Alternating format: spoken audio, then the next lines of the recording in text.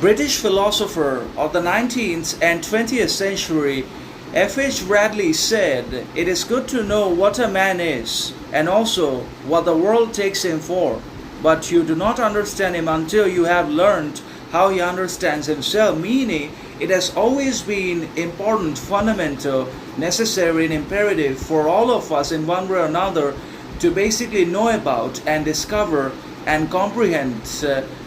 one another in one way or another. Because if we do not understand each other, then obviously we will not be able to build and create and cultivate internal happiness, virtue, morality, sophistication, individuality, and sovereignty. And also, we will not be able to build and create a society of unified happiness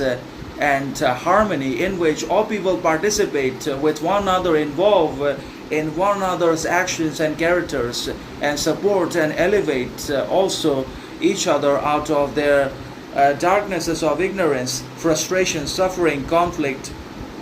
difficulties, adversities, etc. And that's why it becomes fundamentally important and necessarily imperative that not only do we understand ourselves and learn to know our mind, heart, and soul, and what our capabilities are and what we can ultimately think, do, and become, but also it's imperative and unavoidable for all of us to know about each other, because we're living together in a society and not in a jungle. And because we coincide and coexist with one another despite our different individualities, characters, perceptions, and thinkings, and despite our different backgrounds, educations, nationalities, and languages, still we live in a society, we coexist despite all these differences and contradictions in language, culture, background, nationality, etc. But the thing is, it's important to know a man in his entirety, because then only we can consider him worthy of having relationships with. But the thing is, we cannot know a man who has not known himself, because it's also very fundamentally important for us